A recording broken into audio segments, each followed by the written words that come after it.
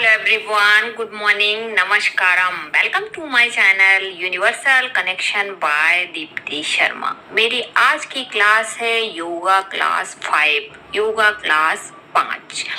जैसा आप जानते हैं कि इन दिनों में योगा लेकर आई हूँ। 30 दिनों का योगा की क्लास है जिसमें विभिन्न प्रकार के आसन बताए गए हैं। तो आज की है योगा क्लास 5। तो चलिए स्टार्ट करते हैं कि हम योगा क्लास 5 में कौन कौन से आसन सीखेंगे। तो सबसे पहला आसन सीखेंगे तितली आसन, जिसे बटरफ्लाई आसन भी कहा जाता है। तो सबसे पहले योगा मैट पर सीधे बैठ जाइए।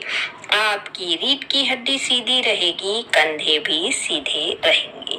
फिर दोनों पैरों को सामने की तरफ फैलाकर बैठ जाएं। घुटने सीधे रखेंगे, दोनों हाथ साइड में रहेंगे, कोहनियां सीधी रहेगी। उसके बाद एक लंबी गहरी सांस लीजिए और सांस को छोड़ते हुए पूरी तरीके से रिलैक्स हो जाइए। फिर अपने दोनों पैरों को सामने की तरफ मोड़कर दोनों पैरों के तलवे को आपस में मिला दें, यानी पैरों से नमस्कार की मुद्रा बनाएंगे इस टाइप से। फिर अपने पैरों को शरीर के पास जितना अधिक ला सकें उतना लाने की कोशिश करेंगे। फिर दोनों हाथों की उंगलियों को आपस में फंसाकर पैरों के पंजे को पकड़ें और दोनों पैरों को हम ऊपर नीचे करेंगे।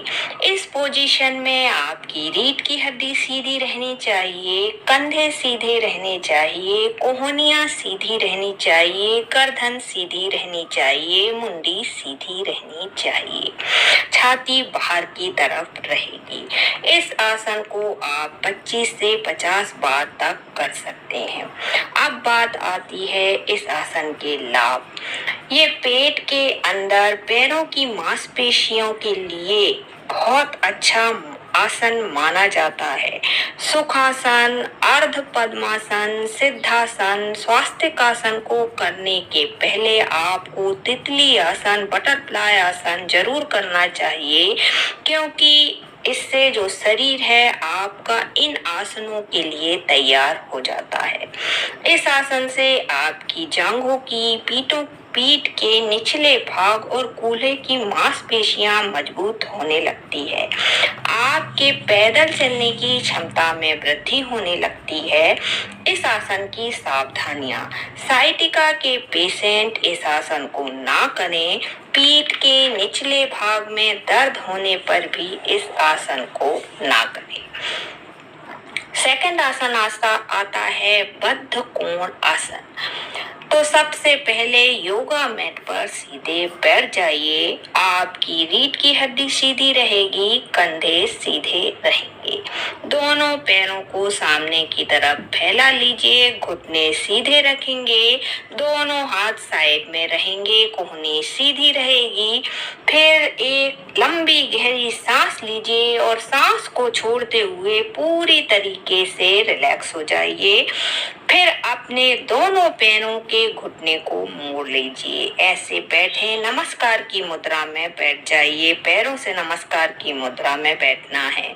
फिर दोनों तलवे आपस में मिले हुए होने चाहिए। दोनों हाथों की उंगलियां आपस में फंसाकर पंजे को पकड़ लें इस टाइप से। फिर सांस छोड़ते हुए अपने शरीर को धीरे धीरे आगे की ओर झुकाएं। अपना सिर जमीन पर रख दें इस टाइप से। कुछ देर आपको इसी पोजीशन पे होल्ड करना है। फिर धीरे धीरे वापस प्रारंभिक अवस्था में आए। इस आसन का अभ्यास आप 3 से 4 बार कर सकते हैं। अब बात आती है इस आसन के लाभ। तो घुटने के हिस्से में रक्त अच्छी तरीके से संचारित होता है। पैर के अलावा पेट, पीठ, कमर के निचले हिस्से तथा गुर्दे को स्वस्थ बनाए रखने वाला आसन माना जाता है। नेक्स्ट आसन आता है भद्रासन। जैसे कि इसके नाम से ही पता चल जाता है, भद्र का मतलब होता है सभ्य। तो सभ्य, व्यवहार, शिष्टाचार, विनम्रता का प्रतीक माना जाता है ये आसन। भद्रासन के अभ्यास से आपके सोच, विचार, आचार विचार, विचारों में, स्वभाव में एक प्रकार की सकारात्मक परिवर्तन आने लगता है।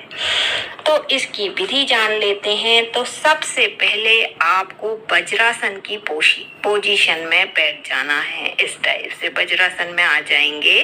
फिर देखिए पीछे से जो आपके पैर हैं वे वैसे ही रहेंगे जैसे भी हैं। सिर्फ आगे से आपको दोनों घुटनों को खोल देना है। इस टाइप से आप हाथों का सहारा ले सकते हैं। जितना सहज रूप से घुटने खोल पाते हैं उतना खोलेंगे। इस टाइप से ध्यान रहें, आपके पीछे के पैर मिले रहने चाहिए। दोनों पैरों का जो अंगूठे हैं वे आपस में मिलाकर रखेंगे। मैं बाद में आपको पीछे से भी करके दिखाऊंगी।